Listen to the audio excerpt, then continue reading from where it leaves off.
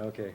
Well, I'd like to welcome everybody again to Water Talk, and this week's edition is presented by Larry DeBrey from the Plant, Soil, and Insect Science Department.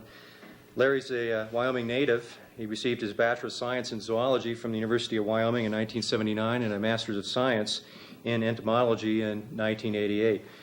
His thesis is dealing with a study of the impacts of sediment on the aquatic insect communities of the North Fork of the Little Snake River. He's worked extensively on construction projects, research studies, and mitigation efforts in this river drainage. And since graduation, Mr. DeBrey has worked as a research associate in the Department of Plant, Soil, and Insect Sciences, and also in the Department of Zoology. So today, Larry will talk about his thesis research, the topic of which is titled The Impact of Sediment on the Aquatic Insects of High Mountain Streams. Much ado about nothing. Question mark, yes. Okay. Okay, Larry. Thank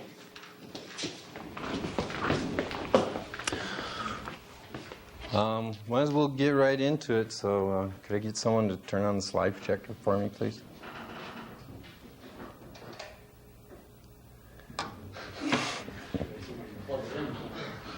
Could I get someone to plug in the slide projector for me?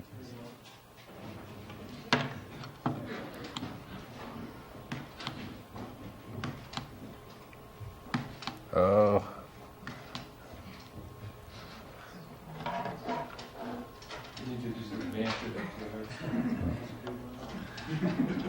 All right.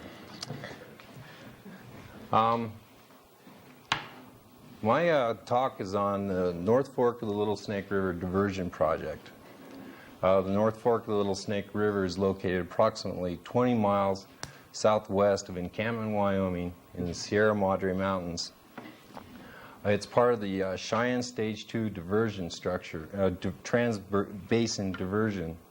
What this diversion does is basically it takes all the 23,000 acre-feet of water from the west slope of the Sierra Madres, transfers it to the east slope of the Sierra Madres, where it goes down Hog Park Creek into the Encampment River and into the Platte, Casper, Nebraska. The reason they do this is Cheyenne uses all of its water out of Rob Roy Reservoir, which dumps into the Douglas Creek, which goes down to the Platte, Casper, and Nebraska. So basically, Cheyenne has the water rights for the North Fork, but it doesn't have the water rights for Douglas Creek, so it's trading water essentially. Now, this stream system is really important not only for the water, but it also has the largest population of the Colorado River cutthroat trout in it, essentially pure population. So, City of Cheyenne is going to collect 23,000 acre-feet of water from this diversion structure. It is about a 17-mile diversion line, siphon line, and road system. This being the headwaters of the system at approximately 3,050 meters, 10,400 feet mean sea level. This is where most of the construction activity occurs, being the road system, and basically the pipeline siphon system parallels the road system all the way through here. And then finally, looking into Colorado is where the North Fork, South Fork, and Middle Fork come together to form the Little Snake River. Because of this diversion structure, there's been a lot of non-point source pollution in the North Fork of the Little Snake River from sediment. Now, this sedimentation is, the causes of it, of course, are just the construction activity, road, siphon lines. Here's a D-box siphon for, this is the Dead Man Creek siphon, for those who know that system. These are the largest diversion siphon structures.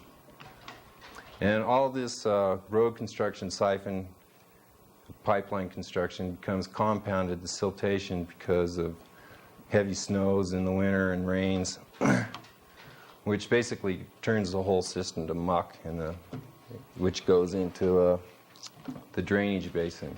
However, this source of sediment pollution is really minor compared to diversion and or road failures. Now I'd like to talk about each of those. The North Fork of the Little Snake River was subject to a road failure, and the Green Timber Creek, the second part of my talk, was subject to a diversion failure.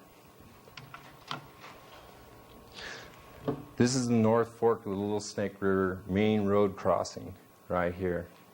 What happened in summer 1984, because of intense rainfall in the system, this crossing and this culvert failed, releasing a large amount of broad-sized range sediment into the North Fork system. Much of the finer sediment got trapped behind this natural log barrier that's just a few hundred yards down from the road crossing.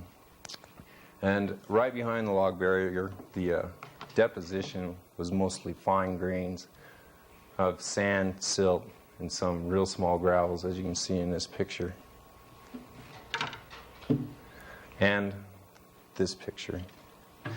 What didn't become trapped behind the log barrier went on down the system, where it deposited on the inside of the meanders, as shown here and here. Now, to give you a good idea of what I'm talking about when I'm talking about the finer sediments, this is a picture of North Fork, Colorado River cutthroat. And this is that area right below that natural log barrier that I showed you, and shows all this fine deposition here. So, given that, in 1985, we went in to assess the impacts of this sedimentation, broad-sized range of sediment, on the aquatic insects of the North Fork of the Little Snake River drainage. And it had already been shown that sedimentation does affect the aquatic community, either by scour, crushing, siltation, which covers the algae and depletes the food source. So what we were interested in, there had only been one other study that we read about on the effects of sediment on a high mountain system. This would be the second study that at least we know of on a high mountain system and sedimentation.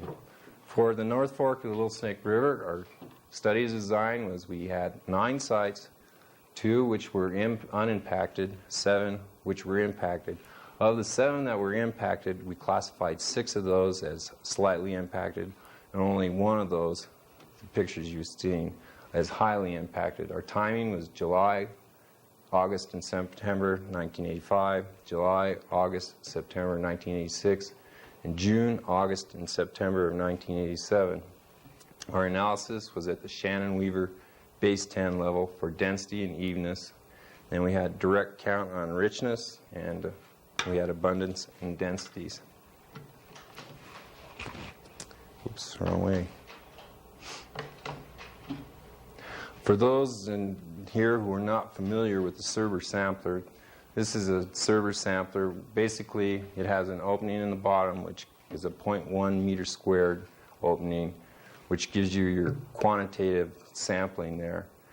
Just put it in the water. You pick all the rocks that are enclosed in this area, wash them out, and use the current to force all the organisms to the back of the netting there. And then, after you have all the rocks picked, you stir what's left for about 10 or 15 seconds to ensure that you've collected most of the organisms that were trapped in this area here. This illustrates the technique a lot better. Basically what it is, at the end of the 8-hour day, you feel like you've done dishes for Danny DeVito for 12 hours. All right, our sampling sites. We had our 2 unimpacted sites. These were above any diversion structure, road construction work at all.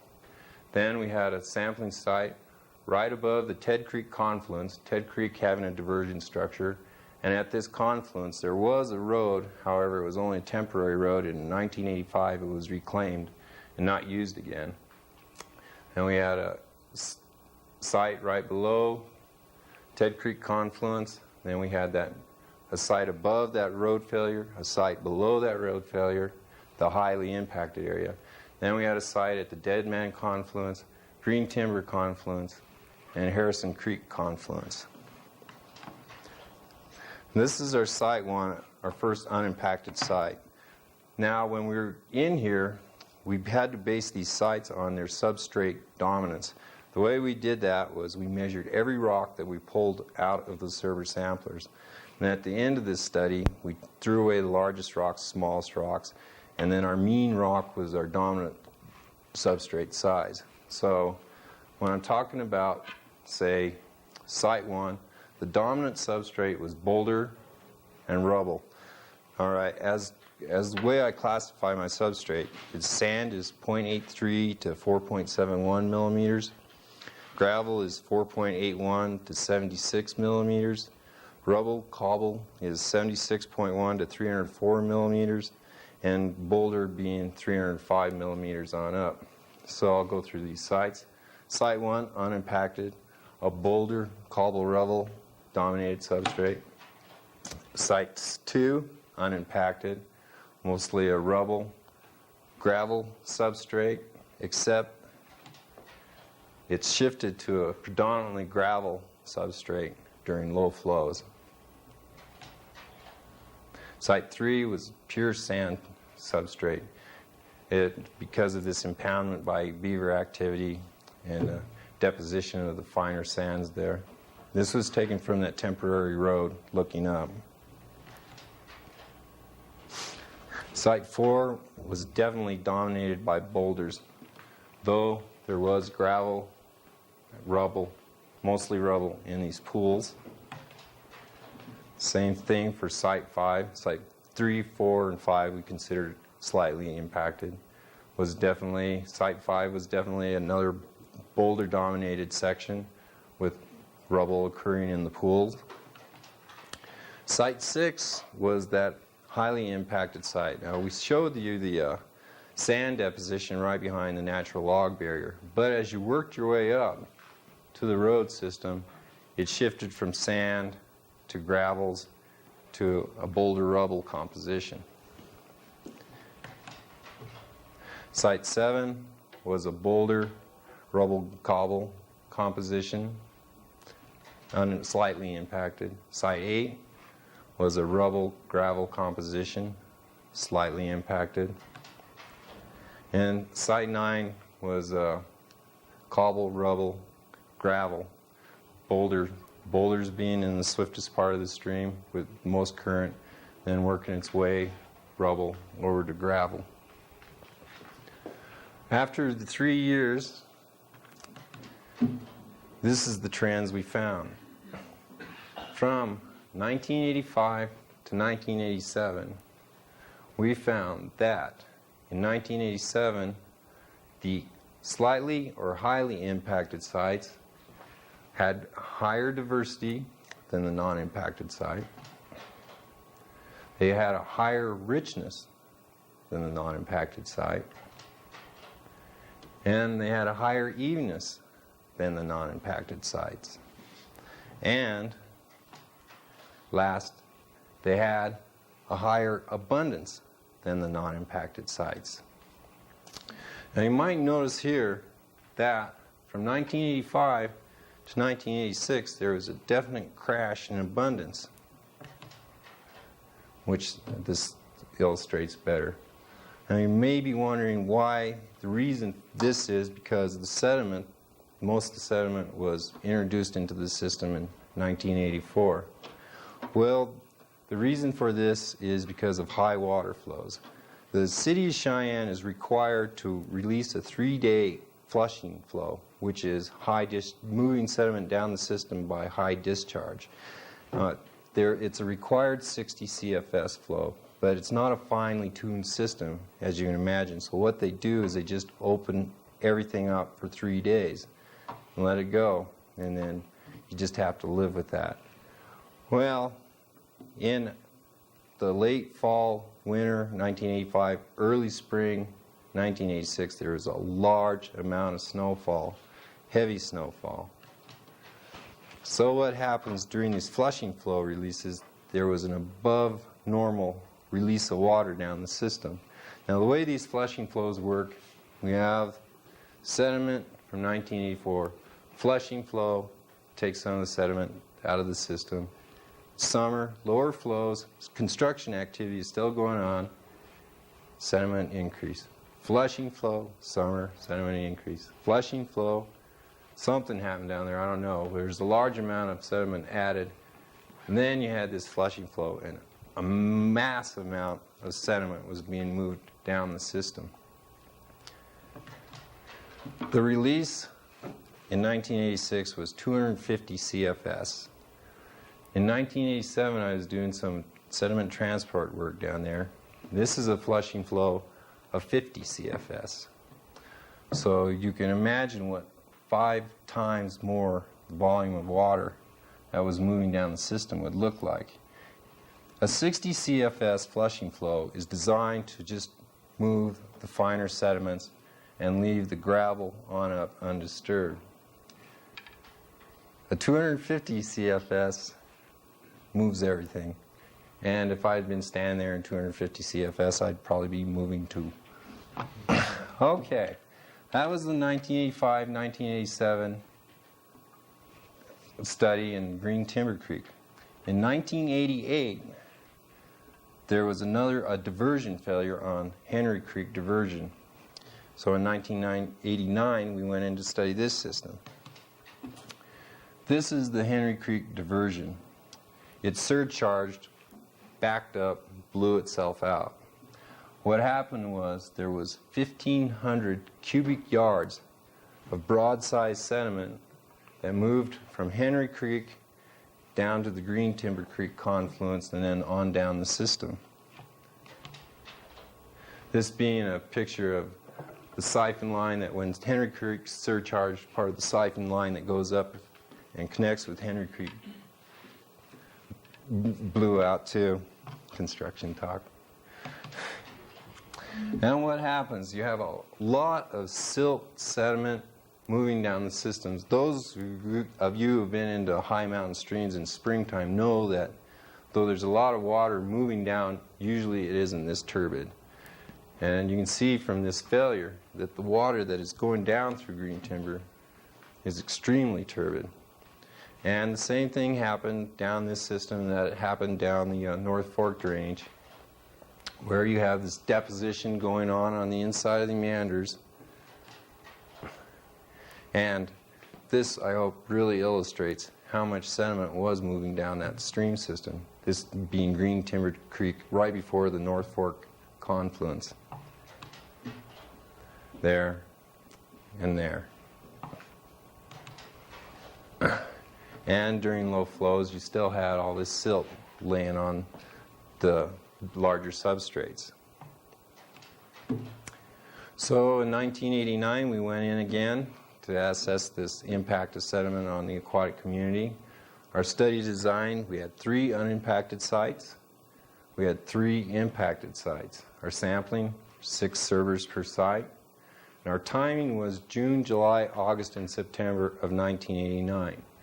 Now, the Forest Service lent us their BCI indices, which are basically a server sampler collection that they use to monitor their water quality in the system.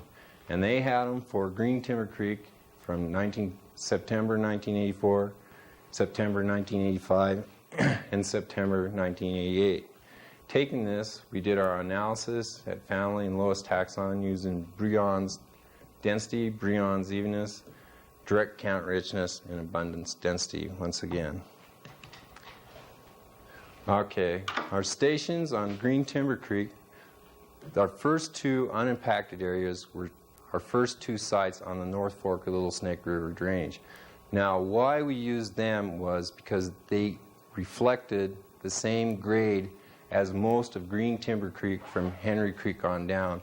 Above Henry Creek, Green Timber Creek becomes really steep. So for these impacted sites, we wanted to at least have something that represented it about the same grade. So we have those 2 unimpacted sites from the North Fork. We have an unimpacted site right above the Henry Creek confluence, one right below the Henry Creek confluence, one about a half mile down Green Timber, then once again at the Green Timber, North Fork, Little Snake River drainage confluence. This being our unimpacted site on Green Timber Creek. Dominant substrate, rubble, gravel. This being the site right below the Henry Creek confluence. Now, if it looks a little odd, it's because it is. Right after the blowout of that diversion structure, the Forest Service went in there and did some temporary work to help stabilize the banks and the channel immediately below where the broad size range of deposition occurred below Henry Creek. They use this with rock rap and log walls. This is our third site, which Station 3, which was mostly a rubble, gravel composition. As you can see in lower walls, lower flows, though there was, of course, some of this finer sand in there. And then Station 4 being the confluence again. What we found in there, it's interesting to note, this is Green Timber Creek unimpacted site. What was happening over time from 1984 through 1988 for these biological indices, diversity, evenness, and richness, there was a decline in all of them occurring anyway. Now why this is, I exactly don't know. I have a suspicion it has to do with a lot of construction activity, shutting off the water, turning on the water, erratic discharges, some sediment impact. Maybe, perhaps. That's a best guess on my part. This is Green Timber Creek Site 3. You can see the same trend from 1984 to 1988 with a distinct crash going on around 1988 when the sediment came in. However, you'll note that in Green Timber Creek, am I hitting the right one? No. Is this reversing itself? Okay, there we go. 1989, the richness and diversity indices were still low in the unimpacted site. However, in 1989, in the impacted site, the diversity and evenness indices went way up. From our data that we collected in 1989, you'll notice that in the site where there was impact, it had a higher diversity over time. The impacted site had a higher abundance over time. And the impacted site had a higher richness over time. And evenness remaining about the same. So at this point, I'm sure you're saying, well, what are these people saying? That the best way to help an aquatic insect in a high mountain community is to build your road structure so it blows out every 5 years? No, we're not saying that at all. We're saying that deposition, even broad-size range deposition, all of our studies show that it has an immediate adverse effect on the aquatic community through those things that I was talking about: scour, crushing, removing food base. However, these systems that are highly impacted have an extremely rapid recovery rate in these systems. If you recall, when I said we measured every substrate that we took in the North Fork of North Fork of Little Snake River, well, from that data, we did a utilization study to see which substrate was most utilized by order. And without really going into percentage, you can see that it's always the gravel, rubble, cobble substrate that is by far the most utilized substrate by aquatic insects, with sand and bedrock coming in a very distal third and fourth.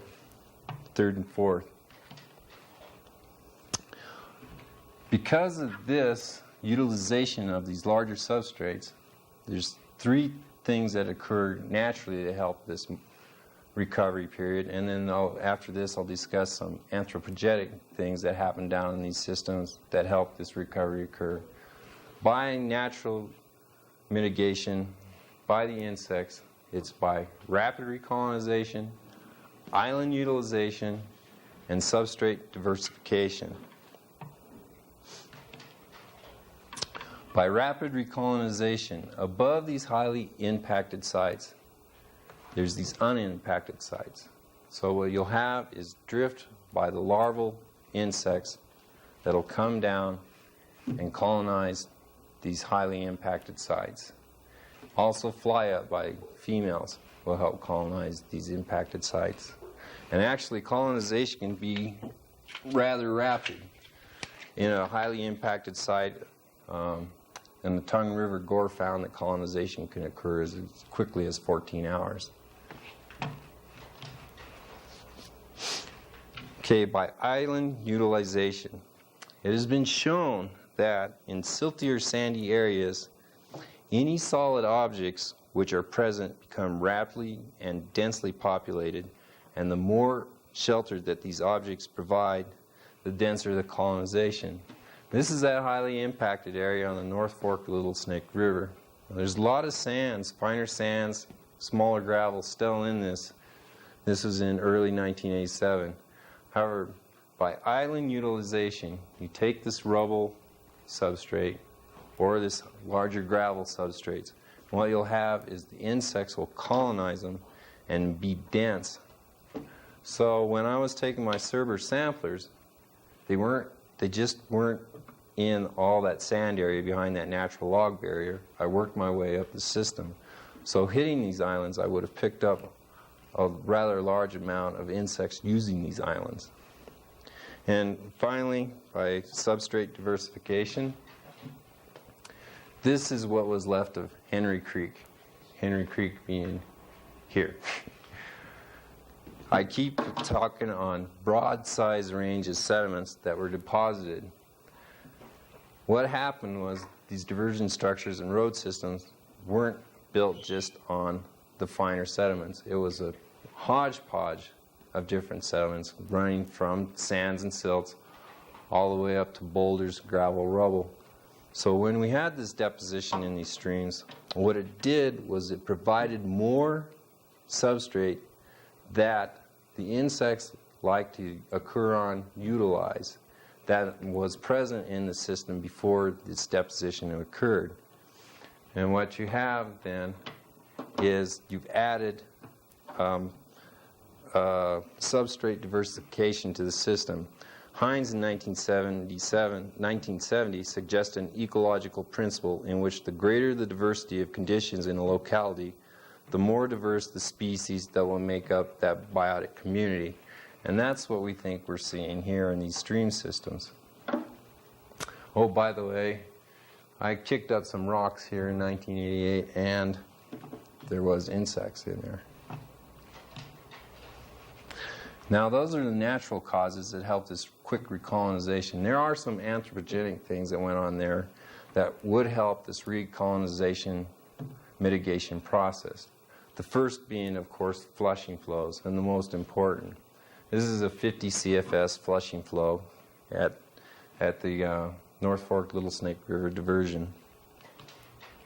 50 CFS again.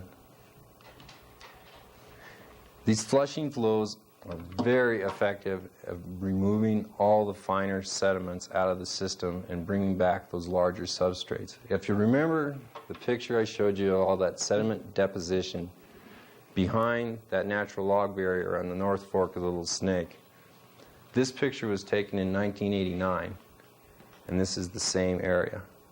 Maybe this will make it more clear.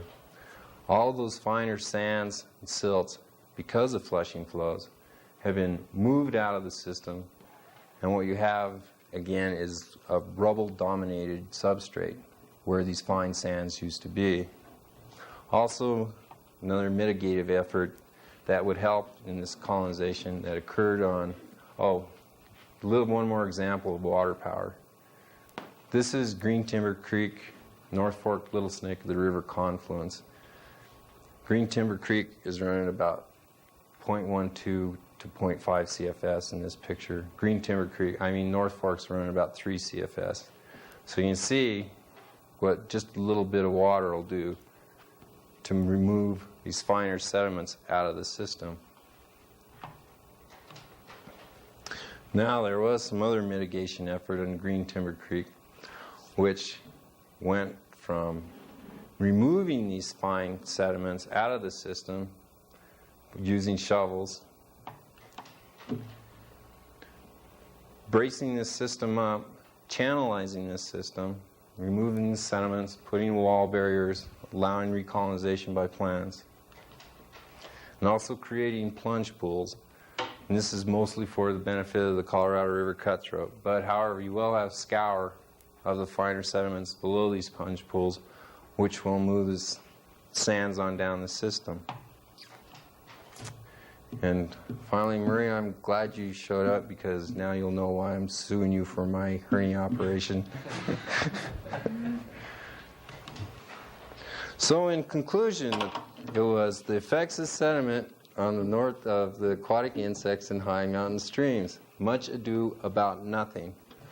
What we'd like to point out is that, yes, when you have that kind of deposition that occurs from these diversion or road failures, you will have an immediate detrimental effect on the aquatic communities. There's no doubt about it.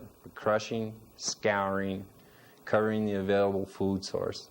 However, it is a broad deposition spill that goes on there. That way you will have quickly recovery by colonization of those high impacted areas. So the much ado about nothing, well, you have adverse effect. However, the recovery may make the community even more diverse, rich, and abundant than it was to begin with by adding those substrates that are mostly utilized by aquatic insects.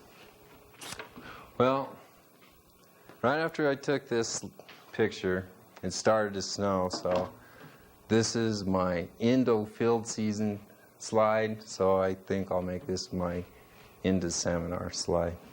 Oh, wait, sorry, one more. Every great biological seminar has some sort of model in it. So we give you Miss Aquatic Community. All right, thank you. I'll take any questions that you may have. Any questions for Larry? If you do have one, press your little red button there. Why did you change diversity indices? I knew that was coming up. We had read, Shannon Weaver is the one that most people use for aquatic index diversities. What Shannon Weaver does is it takes in, it's a, what do I want to say, not a collection, but a community index, which tries to provide for those unknown organisms that you don't collect, while Brion is a collection indice. And I had read where Brion is the better indice to use for collection.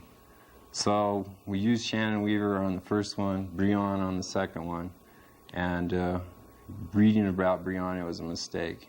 So we will use Shannon Weaver for all of our write-ups on this. You have anything to add on that, Jeff? Well, it turns out that when we also ran Shannon Weaver, we just did a lot of, basically the two indices show the same dynamics. The Brions is probably less appropriate depending on how extensive we consider our sampling to it. But basically both indices show the same sorts of trends. Mary? Are you comparing your baseline data with your after the destruction data statistically, or is this graphically interpreted as having trends? How do you do that? We're basing it on trends mostly. Well, that's kind of a sticky question. Well, yeah, we are basing it on trends before, after, what we followed during mitigation processes from 1985 through 1987. What is the community doing as far as abundance and diversity? The abundance we've got, indexes are difficult to work with statistically. Shannon Weaver, you can get a variance on it and make some statistical assumptions, but it's frequently not normally distributed, so you either have to do a rank transformation or something appropriate. We do have the statistics on the abundance, and that does show important clearly significant differences. Larry, your first study where you had the graphical trends that compared the different degrees of impact over time, did you ensure that those differences aren't masked by differences in the particle size distribution? You know, for instance, if there were more suitable particle sizes in the unimpacted streams, maybe that's the trend that you would really see. But did you take that out of your, somehow normalize your samples that way? We tried to normalize our samples by picking those areas where we had a similar substrate to our unimpacted areas. The unimpacted areas having, the first one being boulder and gravel rubble, while the second one being a rubble gravel one. And from there on down, their station 3, which was mostly sand substrate, was as close as we could to that substrate. And then when we were choosing our study sites on down, it shifted from 1985 in a lot of those areas where you're having sand, like in that highly impacted area, to, as we had those flushing flows, the gravel the substrate composition from site to site changed. Am I even close? Yes, but there could be a spurious effect there of looking at degree of impact and trying to separate that from what was there to begin with in terms of substrate. And I'm wondering, if you're able to handle that. It's unfortunately, these kind of post facto field studies, if we'd gotten to decide where to dump the sediment, I think we could. I'm being told to hold my back. We could have taken care of that.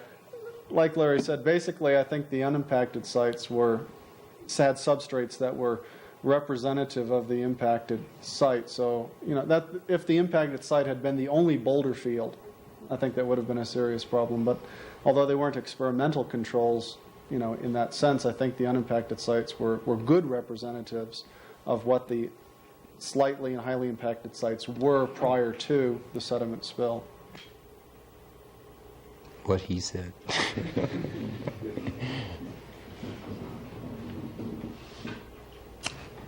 Any other questions? Well, thank you very much, Larry. Thank you very much.